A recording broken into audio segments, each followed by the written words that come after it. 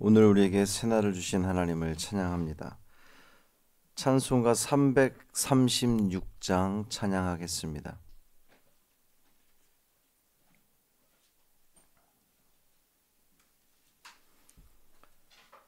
찬송 336장.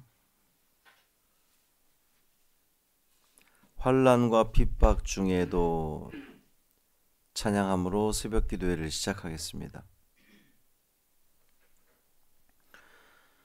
환난과 핍박 중에도 성도는 신앙 지켰네. 이 신앙 생각할 때에 기쁨이 충만하도다. 성도의 신앙 따라서 죽도록 충성하겠네. 옥중에 매인 성도나 양심은 자유 얻었네. 우리도 고난 받으면 죽어도 영광 되도다. 성도의 신앙 따라서 죽도록 충성하겠네. 성도의 신앙 본받아 원수도 사랑하겠네. 인자한 언어 행실로 이 신앙 전파하리라. 성도의 신앙 따라서 죽도록 충성하겠네.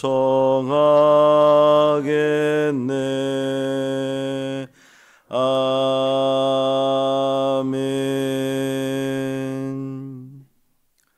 사도신경으로 우리의 신앙을 고백하겠습니다. 전능하사 천지를 만드신 하나님 아버지를 내가 믿사오며 그 외아들 우리 주 예수 그리스도를 믿사오니 이는 성령으로 잉태하사 동정녀 마리아에게 나시고 본디오 빌라도에게 고난을 받으사 십자가에 못 박혀 죽으시고 장사한 지 사흘 만에 죽은 자 가운데서 다시 살아나시며 하늘에 오르사 전능하신 하나님 우편에 앉아 계시다가 저리로서 산 자와 죽은 자를 심판하러 오시리라. 성령을 믿사오며 거룩한 공회와 성도가 서로 교통하는 것과 죄를 사하여 주시는 것과 몸이 다시 사는 것과 영원히 사는 것을 믿사옵나이다. 아멘. 다니엘 6장 1절부터 15절까지 말씀입니다.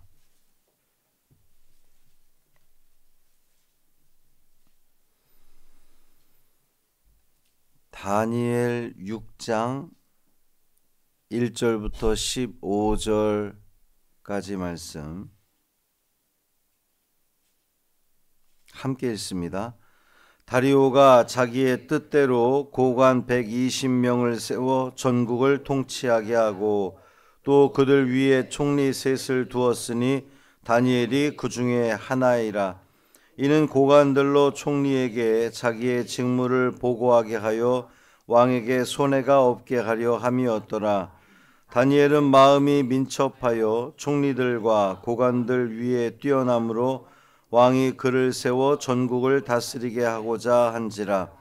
이에 총리들과 고관들이 국사에 대하여 다니엘을 고발할 근거를 찾고자 하였으나 아무 근거 아무 허물도 찾지 못하였으니 이는 그가 충성되어 아무 그릇됨도 없고 아무 허물도 없음이었더라. 그들이 이르되 이 다니엘은 그 하나님의 율법에서 근거를 찾지 못하면 그를 고발할 수 없으리라 하고, 이에 총리들과 고관들이 모여 왕에게 나아가서 그에게 말하되 다리오 왕이여 만수무강하옵소서. 나라의 모든 총리와 지사와 총독과 법관과 관원이 의논하고 왕에게 한 법률을 세우며 한 금령을 정하실 것을 구하나이다. 왕이여 그것은 곧 이제부터 30일 동안에 누구든지 왕 외에 어떤 신에게나 사람에게 무엇을 구하면 사자굴에 던져놓기로 한 것이니이다. 그런즉 왕이여 원하건대 금령을 세우시고 그 조서에 왕의 도장을 찍어 메대와 바사에 고치지 아니하는 규례를 따라 그것을 다시 고치지 못하게 하옵소서 하매, 이에 다리오 왕이 조서에 왕의 도장을 찍어 금령을 내니라. 다니엘이 이 조서에 왕의 도장이 찍힌 것을 알고도 자기 집에 돌아가서는 윗방에 올라가 예루살렘으로 향한 창문을 열고 전에 하던 대로 하루 3번씩 무릎을 꿇고 기도하며 그의 하나님께 감사하였더라. 그 무리들이 모여서 다니엘이 자기 하나님 앞에 기도하며 간구하는 것을 발견하고, 이에 그들이 나아가서 왕의 금령에 관하여 왕께 아뢰되 왕이여 왕이 이미 금령에 왕의 도장을 찍어서 이제부터 30일 동안에는 누구든지 왕 외에 어떤 신에게나 사람에게 구하면 사자굴에 던져놓기로 하지 아니하였나이까 하니, 왕이 대답하여 이르되 이 일이 확실하니 메대와 바사에 고치지 못하는 규례니라 하는지라. 그들이 왕 앞에서 말하여 이르되 왕이여 사로잡혀 온 유다 자손 중에 다니엘이 왕과 왕의 도장이 찍힌 금령을 존중하지 아니하고 하루 3번씩 기도하나이다 하니, 왕이 이 말을 듣고 그로 말미암아 심히 근심하여 다니엘을 구원하려고 마음을 쓰며 그를 건져내려고 힘을 다하다가 해가 질 때에 이르렀더라. 그 무리들이 또 모여 왕에게로 나와서 왕께 말하되 왕이여 메대와 바사의 규례를 아시거니와 왕께서 세우신 금령과 법도는 고치지 못할 것이니이다 하니. 아멘. 이 말씀 하나님 말씀입니다. 오늘도 주님과 동행하시는 복된 하루 되시기를 주님의 이름으로 축복합니다. 역사의 무대가 바벨론에서 메대 바사, 이제 이 메대가 더 강한 나라였고 바사가 약한 나라였는데, 이 메대 바사 연합군이 그 당시 최강이었던 바벨론을 멸망시키는 거예요. 그래서 메대라는 나라가 지금 먼저 언급이 된 건데, 결국 더 작았던 바사가 메대를 또 이제 함락해서 결국 역사에서는 메대는 잘 기억되지 않고 메대 연합이 한 2년 정도 됐었는데 바사만 더 기억이 되는, 그러니까 페르시아 제국만 더 기억이 되죠. 다니엘은 바벨론 왕 느부갓네살에 의해서 이 포로로 잡혀갔다가 그곳에서 왕궁 수업을 받고 왕궁에서 꿈을 해석하는 그런 그 사람으로 활동하게 됩니다. 느부갓네살 왕의 꿈을 해석해주고 또 그 아들 벨사살이 보았던 이 사람의 손이 나타나서 이 벽에다가 그 쓴 글을 해석해 주므로 바벨론에서 3번째 높은 그런 그 지위에까지 오르게 되죠. 그랬던 다니엘이 이제 제국이 바뀌었는데도 불구하고 여전히 왕궁에서 중용되는 것을 보게 됩니다. 메대 바사 제국에 의해서 바벨론이 멸망을 하고 다리오 왕이 다니엘을 온 나라의 총리로 세웁니다. 이제 총리 3명을 세웠다라는데, 이 총리들이 하는 역할은 각 지역에 있는 고관들이 백성들로부터 세금을 걷어들이면 그 세금 걷어들인 거를 제대로 걷어들였나 관리를 하여서 왕에게 그 세금을 전달하는 역할을 그 책임자가 이 총리들이었던 거예요. 다니엘은 이 역할을 아주 잘 수행을 했습니다. 하나님을 믿는 사람들은 세상 일에 있어서도 성실하게 잘 감당해야 합니다. 세상 사람들로부터도 인정받는 사람이 되어야 해요. 왜냐하면 세상에서 인정받지 못하면 우리 때문에 하나님이 욕을 잡숫기 때문에 그렇습니다. 아유, 저 예수 믿는 것들. 항상 왜 사람들은 말을 그렇게 하는지. 부처 믿는 것들이라는 표현은 잘 못 들어본 것 같은데 하여튼 예수 믿는 것들 그러면서 하나님의 영광이 실추되는 경우가 많잖아요. 다니엘은 마음이 민첩한 사람이다 그랬어요. 민첩, 아주 정확한 판단과 과감하게 실천하는 그러한 사람이었습니다. 다른 이제 총리가 3명이었는데 다른 총리들보다도 훨씬 뛰어났기 때문에 왕은 그를 더욱 높은 자리에 앉히고 싶어 했죠. 어떤 일이 벌어지겠습니까? 당연히 시샘과 질투가 생기는 겁니다. 그 나라에도 이제 바벨론 바사로 이어진 이 제국에도 지혜롭고 능력 있는 사람이 많을 것인데 굳이 유대 나라에서 포로로 잡혀온 이 다니엘을 중용하는 것이 그 땅 사람들한테는 못마땅했겠죠. 이에 다른 총리들과 고관들이 다니엘을 고발할 근거를 찾습니다. 이제 흠을 찾는 거예요. 근데 흠이 있던가요? 흠을 찾을 수 없었다 그랬어요. 우리나라도 이 고위직들을 임명하기 전에 반드시 거쳐야 되는 게 있죠. 요즘에 인사청문회를 반드시 거치게 됩니다. 인사청문회 하는 거 보면 딱 그 말이 적당한 것 같아요. 털어서 먼지 안 나는 사람이 없다. 어쩌면 그렇게 흠이 없는 사람이 없어요. 아니, 저런 사람들을 나라 일을 맡겨도 되나 싶을 정도로 탈세, 불법 위장 전입, 부정 입학, 학력 위조, 이런 크고 작은 그러한 흠들이 있는데 다니엘은 그 어떤 흠도 찾을 수 없었다 그랬습니다. 무흠, 한마디로 무흠하다. 사람이 어떻게 허물이 없을 수 있겠습니까? 그런데 다니엘은 허물을 찾을 수 없었다는 거예요. 그들이 이제 나머지 두 총리와 고관들이 얼마나 그 다니엘의 흠을 찾으려고 애를 썼겠습니까? 얼마나 탈탈 털었겠습니까? 그런데 결국 찾지 못했을 정도로 정치적으로나 도덕적으로 윤리적으로 그 어떤 흠도 찾을 수 없을 만큼 온전한 사람이 다니엘이었다는 거예요.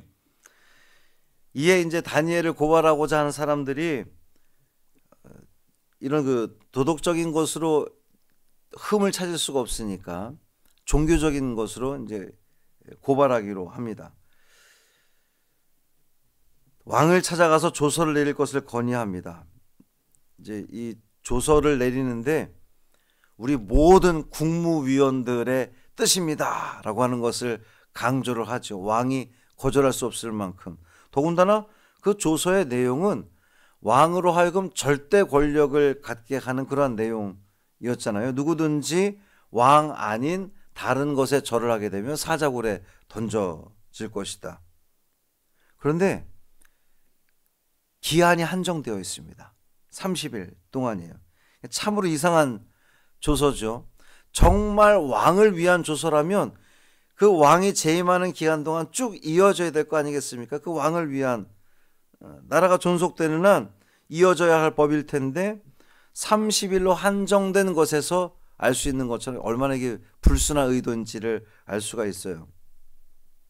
그런데 다니엘은 조서의 내용을 알고도 전에 하던 대로 하루 3번 무릎을 꿇고 하나님께 기도했다 그랬습니다.